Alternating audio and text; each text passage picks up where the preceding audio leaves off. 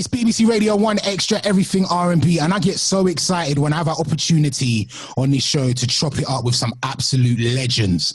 And believe it or not, I've got one on the line right now. I want to say welcome to Everything R&B. Mya, how are you? I'm good. How are you? I'm excellent, man. You were in the UK very recently, actually. Was it February? It was February and March. How was the tour for you? The tour was amazing. It was a multi-artist tour, and we did about 12 dates throughout Wales and the UK, a couple of other places. But yeah, we we came home the day after the travel ban went into effect. The day after? The day after. We didn't know if we were going to make it back. Oh, wow. You might have been stuck here. That would have been fun. How do you enjoy touring overseas? And I mean, is it how much of a blessing is it that your music is able to just reach the world? It's a blessing. And you know, when I went independent, I created my own team in my hometown. So to have local talent be a part of my family and creative team and to travel the world with me, it's always an amazing experience to pull people along that are from the area that you grew up in. Yeah. Talk to us about the independent journey. It's hard. It's hard work, isn't it? It's very different from being on a major. How are you enjoying being independent? I'm used to hard work. You know, I'm a child of the arts, so discipline is in my blood since I was about 3. You wear different hats, many hats. And I love the creative freedom, I'd say. You definitely get to control your budget. You understand what's coming in and what's going out. So sometimes you argue with yourself regarding business decisions and creative decisions, but I couldn't really have it any other way other than a perfect marriage of a partnership with a major label. But I'm used to doing so much now as a businesswoman and as a label. I really love it because everything is executed and there are no hurt feelings or anyone left out of the critics section or publishing. Right. It's very important that I take care of people that I work with. So I've learned a lot, but I also take care of my team. And that's the best feeling in the world, just to kind of be in control over what you love so that nothing tampers with that, but also take care of others. And, you know, major labels are great. That's the family that I come from. But it's all about the perfect marriage. And obviously it has to make sense business-wise, and then you also have to be in the right place to deliver under that type of umbrella or institution. How do you learn the business side of things though? Because most artists come into this just knowing the art or just having that talent. Like where did all the business acumen come from? Was that just something you've picked up along the way? My mother has always been business savvy, and she, at the beginning of my career, always read Donald Passman books and all of my contracts. She's a very independent thinker. She's always been like that. She's always been self-taught. So she's also my business manager and watches all of the dollars and cents come in ever since 1998. So I get that from my mother. But also I've learned a lot as I have just kind of stepped in head first, foot first, sometimes into the independent journey. And it teaches you as you go, because you can't release music without all of the I's dotted and T's crossed. It's essential to have your publishing split sheets done, copyrights done, your contracts, your production agreements, your payments done, just all of the legalities so you don't get into turmoil later on. The music industry has changed so much since when you first started putting out music. Like physicals are just kind of a thing of the past. Everybody's streaming now. Like, are you enjoying putting out music more now, or do you think it was better back then? I mean, me putting out music now is actually me putting out music. The entire scope of music, not just the creative process or the songwriting and production, but the mixing, the mastering, the photo shoots, the video shoots, the metadata that you have to upload, and once again, all the paperwork. It's literally me. But it's a lot of work, but it's not work that I complain about, because it leads to the ultimate, and that's sharing and getting it out into the universe. And I think because technology is so advanced now, and we also live in an age of connectivity, it's been a joy to experience the independent side of things, whether it's digital or streaming, online promotions, just via Instagram or Twitter or Facebook, and the direct connection with your fans and listening to what it is that they want as a majority and being able to serve that, but also being able to serve digital projects in addition to physical. I still manufacture vinyl. I still manufacture CDs. It's very important on the tour or the physical meet and greets in person. People want memorabilia. And if that's what they say they want, that's what I'm going to deliver it. You know, so I've been able to do both, and I really like both, honestly. That connectivity to the fans that you just mentioned, that's also quite a new thing. I always say, like, when I was coming up, artists were so far away. Like, you'd have to write a fan mail, or I don't know, but now you can tweet. You can tweet your favorite artist and you might get a tweet back. You might be able to jump in the DMs of your favorite artist. Like, how are you enjoying having that closeness with the fans and them always wanting to know what's going on with you and know everything about you? Is that, do you like that? Is that something that you shy away from? It's not something that I shy away from at all. I try to get to as many DMs as possible. Sometimes it is impossible.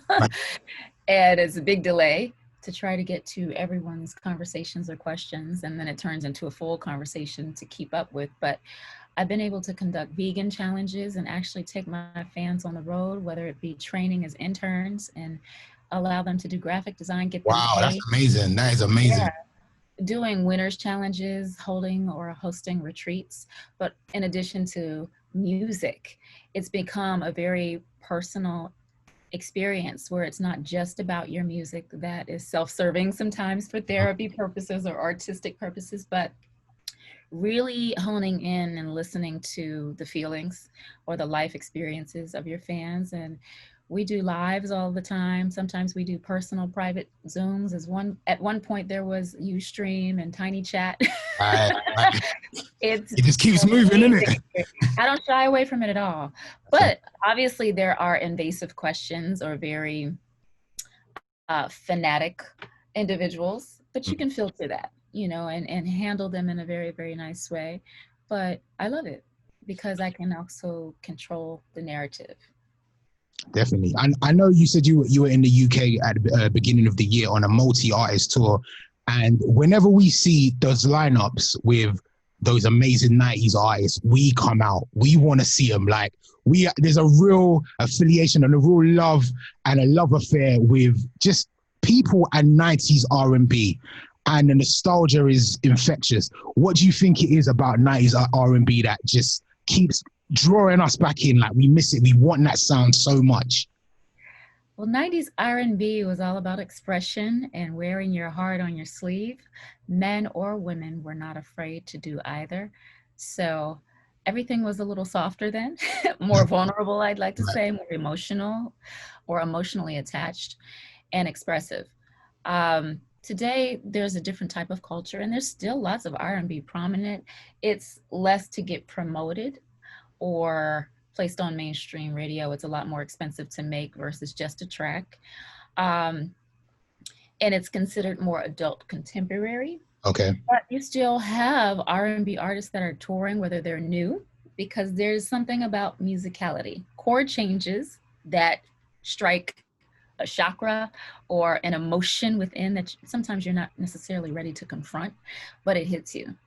And the 90s R&B is so special because of the percussion that always slapped, but also those chord changes that, once again, touch your soul. You might not necessarily be able to articulate the way it makes you feel, but it makes you feel something. And that's why it's so special all around the world, honestly. I've felt it when listening to musical artists that incorporate those musical inflections, whether it be today or of the 90s. It always wins your heart and your soul, first and foremost. As I always say, right now, though, I feel like the R&B that's coming out now is the closest to what we had back then. Are you listening to a lot of the new school R&B artists as well? Oh, yeah. Nicole Buss, she's amazing. Tori Kelly, an amazing voice. Ari Lennox, Lucky Day, who I've actually worked with, her, Tone Stith, Summer Walker. A lot of them are musicians, you Yeah. know, and it shows up in their vocal appeal or inflections and delivery. So I love it. That is an amazing list and all artists that we're playing on this show. So I know that I'm doing the right thing. That's great. We did a Mya Mix earlier and I was playing a lot of your collaborations. You've got loads, so many collaborations. Do you have a favorite collaboration of all time, Mya? Of the classics, I Yeah. would like to say Beanie Man was quite an experience. That was one of my favorites, alongside the Lady of Lady Marmalade Yeah. and ODB. Ah, of course. I mean, I'm sure you've got stories about every one of those collaborations. Let's start with Beanie Man. Do you remember when you got the call to do that collaboration? Yeah, I was, I believe, 20 years old working on my second album, actually 19, working on my second album. And in the midst of working on my second album, I'll do that piece again. In the midst of working on my second album, I was in New York City with Wyclef. And Wyclef and I, along with Jerry Wonder, came up with a song called Lie Detector on the Fear of Flying album. And we put Beanie Man on there as a feature. And so usually artists do trade-off agreements. And the next thing that happened was me walking into the studio with Pharrell, who produced with the Neptunes Girls Dem Sugar track. And that song was for Beanie Man. Right. And ended up walking in, laying the hook, spent no more than an hour in the studio, just vibing and completing the song. And it was an instant hit. We met up in New York to do the video, which is where we actually first met. Okay. And from there, the world of dance hall, of soca, of calypso, opened up for me. And to experience Sumfest, to be one of the first places internationally that I performed with Beanie Man right in his backyard was an amazing experience, partying until about 8 in the morning. And we've done it for several years after that. Did you guys have any idea that was going to be like one of Beanie Man's biggest international hits when you were recording? I don't think we as artists ever really know. We know Right. how it makes you feel, but it's all about the people and their responses at the end of the day. So I think they dictated that. It was a vibe, and it's still a vibe. You managed to catch Beanie Man's verses with Bounty Killer? I caught it after the fact. I Right. caught all the recaps, but I was in the midst of doing some family stuff when the Verzuz battle with Beanie aired. So, I mean, your catalog is super impressive. Is that something that you'd consider doing, getting on Instagram with another artist and going track for track? I'm always open, especially now. You know, touring plans have been canceled, shows have been postponed until 2021. I watched quite a few Verzuz battles, and it doesn't feel like a battle at all, but more of friendly artist camaraderie and respect. I think it's genius. Yeah. And very entertaining. There's all kinds of memes that come out if something goes wrong, and you know, people are really excited about culture coming together, especially now since we're so separate. So I'm totally down. The next collaboration we have to talk about was the Lady Marmalade, yourself, Pink, Christina Aguilera, and Little Kim. I mean, you won, was it a Grammy or 2 Grammys for that? We won a Grammy and an MTV There you go, a Grammy and an MTV award, and so many amazing performances of that record that they are like etched into my mind. Do you have a favorite performance for that song? I would say the performance that takes the cake is the one with Patti LaBelle at the Grammy. We're in rehearsal with her, and she's become a godmother to all of us, offering great advice. And she's a queen. You know, she also cleared the record because it was a hit before it was a hit for us. And to perform with her was just very nostalgic, but also, once again, the ultimate experience. Yeah. We don't really get to see that anymore, like artists linking up like that. Wow. I mean, I'd love to see more of that. What do you think? Oh, yes, obviously. It's always an honor to be in the presence of, in the conversation of, or in the creative space of those that have paved the way historically, number one. but are still trucking and doing it and have perfected their craft and have touched so many lives. You can learn a lot just by being in the company or the space of the greats. And that's something that's always been important to me.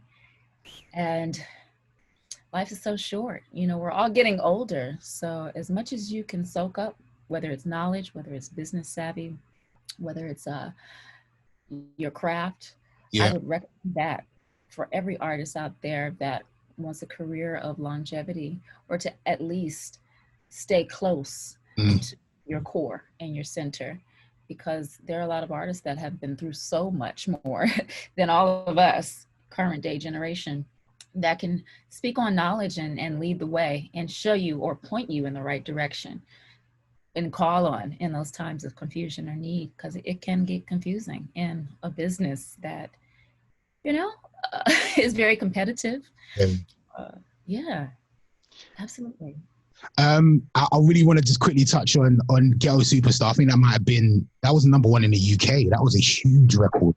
Huge record. I know we keep talking about performances, but I always remember that MTV performance when ODB never almost almost got hit by the fireworks. Like, what was it like working with him? He's an outrageous character. ODB was so Rest much in fun. peace. He was so much fun. And he spoke his truth every chance he got. But he is responsible for me being on the song Ghetto Superstar at the time. Really? Yeah, he is the one that convinced everyone to keep my voice. At the time, I was not yet an established artist. I had only released one single, and that was All About Me with Cisco. And so I wasn't yet a household name in pop culture. I was just starting in my R&B footing. And when he heard my voice, along with other voices that were more established than I at that time, he chose my voice and convinced the label and even the producer, Wyclef, etc., that that was the magic. And so he had a say in that. And it worked. Yeah, but he was a lot of fun. His interviews were outrageous. Crazy. Go watch them on YouTube. They're so funny. His presence was like no other, but full of love and full of life. We got new music, which we're very excited about. Space and Time is the new single. Tell us a little bit about that. Well, Space and Time is a very timeless record, musically and lyrically, and it was produced by Louis York, comprised of Chuck Harmony and Claude Kelly, super producer, songwriters, very accomplished, by the way. And we collectively wrote the song together in 2018 in Santa Monica, California at the Village Studios. But it speaks volumes of basically granting yourself permission and guilt-free to unplug from the world and all of its chaos, and sometimes our very own minds, just to kind of practice a little self-care that can go a long way. And I'm definitely living proof of that. Yeah. I mean, right now with so much going on in the world, self-care is very important. And veganism is something that's really important to you. Tell us about your vegan journey. Well, my vegan journey is now of a complete 6 years. I just had my 7th veganversary. Okay. Beginning of my 7th year in vegan life, but it's done so many wonders for me, and I'm very invested in it. It's a lifestyle, but it started as a willpower challenge from vegetarianism and just kind of researching it. When I first started, opened up an entire world of things that connect us all, but in addition to our planet Earth, our ecosystems, our species, and the very extinction of them, it goes deep down the rabbit hole, but also our health, but especially the health of our planet. It's all connected directly. And I have a starter guide on myamaya.com/lifestyle, and it's free to download in PDF format. But I conduct challenges every month where I award one winner per challenge per month. Some goodies and gifts, and once upon a time when the world was open, obviously the vegan retreat that we spoke about earlier. Right. And I spend time personally with the fans, whether it be virtually now or in person before, and I lead the challenge. So check out my page at Maya Planet 9 if you're interested in joining. The next one is August 1st, but vegan life to me is about compassion, and the conscious decision to respect all life and understand the scope of connectivity and how everyone and every living thing is important, significant, but that each affects the other. And the starter guide goes into so much more to open up the eyes in a Cliff Notes format to help people on the journey, you know, in case it is very foreign of a language or a lifestyle. I make it super fun and super easy. But that is it in a nutshell for me. I mean, you got so much going on. You're making music, you're touring, vegan lifestyle, you're on TV. Like, where do you find time for all of this stuff, Mya? We have plenty of time now. Okay. We have plenty of time. You know, you take it one day at a time. Yeah. Don't do it all at once, you know. You got your schedule for each and accordingly. Accordingly. We have a lot of time at the moment. And this new single, is this a new project that's on the way? Can we expect an album anytime soon? Well, Space and Time is out right now, digitally and streaming, and the video will be coming this month. Okay. So I just finished editing the video, and you did that yourself as well. I edit my videos in iMovie. That's great. And then I send it to the actual editors to do it in Premiere or Final Cut Pro. Okay. You know, with all of the fancy mechanisms and transitions. But that's something I actually want to do while we're in quarantine a bit, is to really master Final Cut Pro and some graphic design, because I hate waiting. I'm very impatient. When I want something in the universe, I want to do it. Yeah. I think I know that I can tell you're a control freak. That's what it is. No, definitely not. Definitely not a control freak. But I like to serve people and not keep them waiting too long. And so I like to empower myself to learn as many skills. I even engineer my own songs because I have to be empowered to be able to just get up in my PJs and create something instead of having to schedule or wait on someone else. It's not about control at all. I think it's more just about freedom to play. Well done. And be a big kid again. You have all these skills. Why not use them? We're going to leave now. I know you're short for time, but thank you so much for taking some time to talk to us. Hopefully when you're in the UK next, we'll have an opportunity to do this in person. I do want to know though, do you accept the title of legend? Is that sometimes the word legend gets thrown around, but I think you are very deserving of it. How do you accept that title? I mean, I'll accept the title, but I will never use the title or boast it because I always feel like I'm beginning, beginning. And the world hasn't even received the best of me yet and all of the gifts and the things that I do want to give.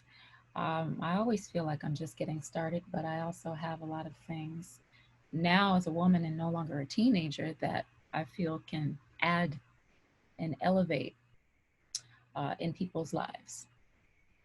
Awesome. Mya, it's been an absolute pleasure. We're going to play the brand new single Space and Time right now. Thank you so much. Thank you for having me. We appreciate you. Absolutely. Thank you for the second time. I really do appreciate it. Thank you. I know you didn't have to do this for a second time, and I really do appreciate you taking time out of your Saturday to do this for me again. Thank you. I'm going to make sure this is saved now. I appreciate it. It happens. And it does. And hopefully you'll be in the UK at some point soon and we can line this up properly. I think I wore the same shirt on purpose so that if you had some of the stuff that was keepable, because I thought it was just an audio thing, I had nothing that you could combine. It was all gone. But thank you. Enjoy the rest of your Saturday. All righty. You too. Thanks. Thank you. Bye.